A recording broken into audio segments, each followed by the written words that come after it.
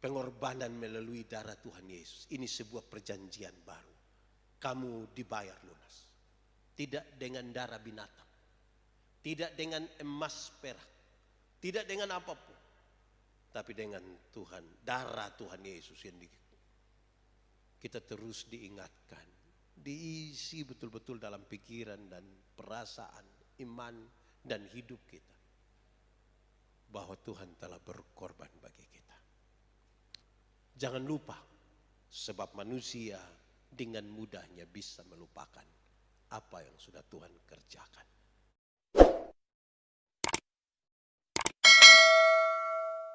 Saudara-saudara, mari kita berdoa.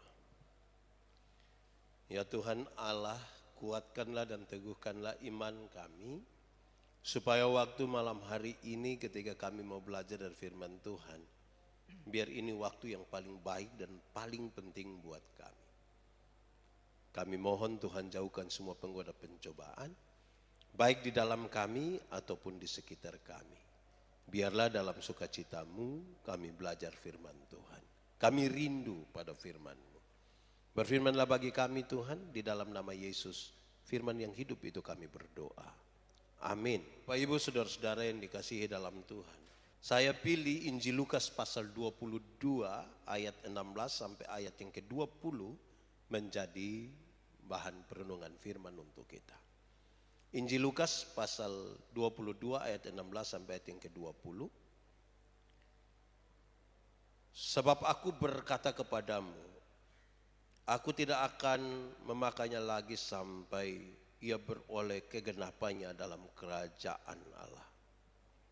Kemudian ia mengambil sebuah cawan, mengucap syukur, lalu berkata, ambillah ini dan bagikanlah di antara kamu. Sebab aku berkata kepadamu, mulai dari sekarang ini, aku tidak akan minum lagi hasil pokok anggur sampai kerajaan Allah telah datang. Lalu ia mengambil roti, mengucap syukur, memecah-mecahkannya dan memberikannya kepada mereka, katanya, inilah tubuhku yang diserahkan bagi kamu. Perbuatlah ini menjadi peringatan akan aku. Demikian juga dibuatnya dengan cawan sesudah makan. Ia berkata, cawan ini adalah perjanjian baru oleh darahku yang ditumpahkan bagi kamu. Demikian firman Tuhan. Berbahagia setiap orang yang mendengar firman, memelihara dan melakukan dalam hidup setiap hari. Shalom.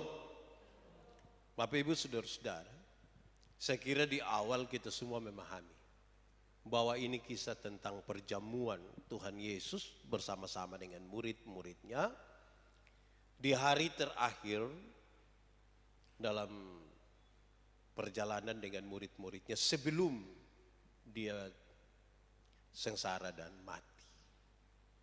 Kemudian perjamuan kudus ini, perjamuan ini disampaikan kepada orang-orang percaya untuk dapat melakukannya tiap-tiap waktu. Secara cepat saudara-saudara, kalau kita mau belajar untuk memberi jawab terhadap tema ini. Pesan dari perjamuan di malam terakhir. Saya kira pesannya hanya 3. Pesan yang paling pertama saudara-saudara mengenai roti Tuhan Yesus berkata. Mengenai roti Tuhan Yesus berkata. Inilah tubuhku.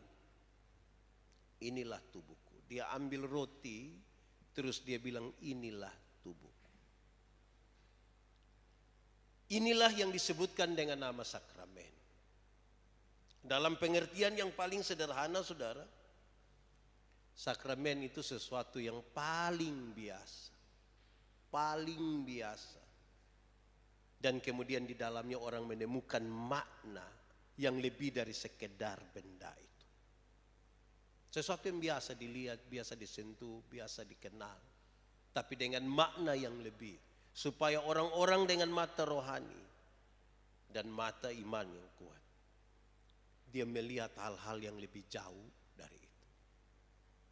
Seberapa biasakah roti dengan para muridnya? Sangat biasa. Dorang tidak makan jagung. Dorang makan roti.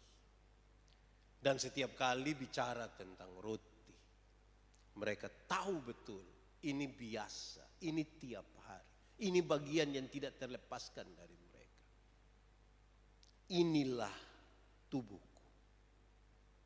Setiap kali mereka memahami ini, mereka tahu betul bahwa tubuh Yesus itu telah dipecahkan. Dipecahkan untuk apa? Untuk pengampunan yang sempurna bagi dosa-dosa manusia. Hal yang biasa, yang dilihat lebih jauh dari sekedar benda itu. Sehingga dalam tradisi perjamuan kita tidak disebutkan begini. Janganlah hati dan pikiranmu tertuju kepada roti dan anggur yang kelihatan ini, tetapi kepada Dia, Yesus Kristus. Saya kira pengalaman ini adalah pengalaman hari-hari. Mungkin ada satu, saya ingat saya punya Dona itu, dia simpan dia punya opa, punya baju satu. Tidak boleh disentuh oleh siapapun, tidak boleh diambil. Kenapa? Dia itu saya opa pun bajunya biasa sekali, baju lama, ada noda-noda lagi. Tetapi setiap kali melihat itu baju itu, dia ingat dia punya opa. Saya juga simpan satu, saya pembapak punya. Hal yang biasa. Tetapi ketika dilihat ada sesuatu yang muncul di situ lebih dari sekedar baju itu. Inilah sakramen. Supaya ketika orang melaksanakan sakramen perjamuan, dia tahu persis setiap kali roti ini, dia ingat sebuah pengorbanan yang besar sekali.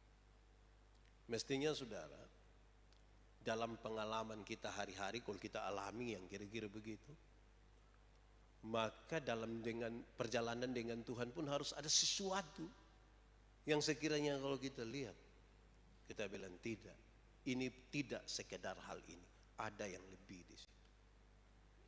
Ada orang kalau dia pernah beli motor satu atau mobil satu, itu yang pertama. Orang bilang jual sudah, dia bilang tidak. Kan bisa yang baru, dia bilang tidak. Kok kenapa? Kamu jangan lihat ini mobil begini. Di balik kisah tentang ini mobil, ada sesuatu yang lebih. Inilah sakramen. Sesuatu yang biasa sebenarnya, tapi dengan nilai yang lebih. Melihat roti itu, ini makanan dari mereka. Tiap hari mereka tidak terlepas dari itu. Mereka harus ingat bahwa tubuh Yesus dipecahkan untuk pengampunan dosa mereka. Pesan pertama itu. Pesan kedua, mengenai cawan. Mengenai cawan Tuhan Yesus berkata, cawan ini adalah perjanjian baru yang dilakukan dengan pengorbanan darah Tuhan Yesus. Cawan ini adalah perjanjian baru. Saudara, dalam pengertian Alkitabiah, suatu pengorbanan adalah suatu hubungan antara Tuhan dan manusia. Sebuah pengorbanan itu adalah hubungan. Hubungan antara siapa? Hubungan antara Tuhan dan manusia. Tuhan Allah itu mendekati manusia. Dan manusia berjanji. Berjanji untuk taat kepada Tuhan. Dan untuk memelihara hukum-hukumnya. Itu perjanjian. Bangsa Israel itu dekat sekali dengan kisah tentang panggilan Musa dan seterusnya. Kalau kita baca di dalam Keluaran 24 ayat 1 sampai 8, kita lihat bagaimana perjanjian itu. Tuhan Allah yang mendekat. Dan manusia berjanji untuk taat kepada hukum-hukum Tuhan. Sekarang dia bilang, inilah perjanjian baru. Perjanjian baru melalui apa? Darah Tuhan Yesus yang ditumpahkan karena dosa-dosa manusia. Inilah perjanjian baru. Bukan darah binatang, bukan apapun, tetapi darah Tuhan. Ini makna yang tidak sekedar bicara tentang sebuah pengorbanan, tetapi makna dari sebuah ketaatan terhadap hukum-hukum Tuhan. Sekali lagi, ini bukan makna tentang pengorbanan semata, tetapi ini makna dari ketaatan manusia. Karena kalau dia sebuah perjanjian, pertanyaan lebihnya adalah perjanjian antara siapa dan siapa? Perjanjian antara Tuhan dan manusia. Tuhan sudah mendekat kepada manusia, dan sekarang manusia mesti berjanji untuk taat kepada hukum-hukumnya. Kalau kita berefleksi terhadap pengertian ini, saudara, terhadap makna ini, refleksi kita adalah apakah kita sungguh-sungguh taat pada perjanjian kita dengan Tuhan. Terlalu gampang manusia mengingkari perjanjiannya dengan Tuhan. Dan ini harus menjadi sebuah pesan yang membawa kita pada refleksi yang berulang-ulang tentang kesetiaan kita kepada perjanjian kita dengan Tuhan. Sekali lagi, dalam pengertian Alkitabiah, suatu pengorbanan itu adalah hubungan antara Tuhan dan manusia. Tuhan mendekat dan manusia berjanji. Dan dalam semua itu Tuhan bilang, inilah cawan, inilah perjanjian.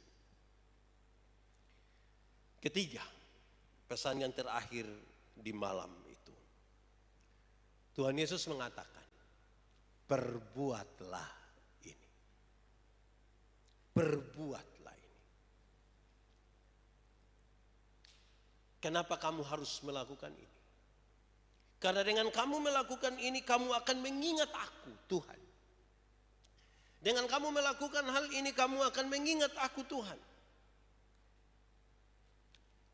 Apa sesungguhnya yang terbersit di situ? Tuhan sungguh-sungguh tahu bahwa manusia sangat gampang, sangat cepat untuk bisa melupakan Tuhan. Betapa mudahnya manusia melupakan Tuhan. Betapa mudah. Karena itu manusia perlu diingatkan terus-menerus.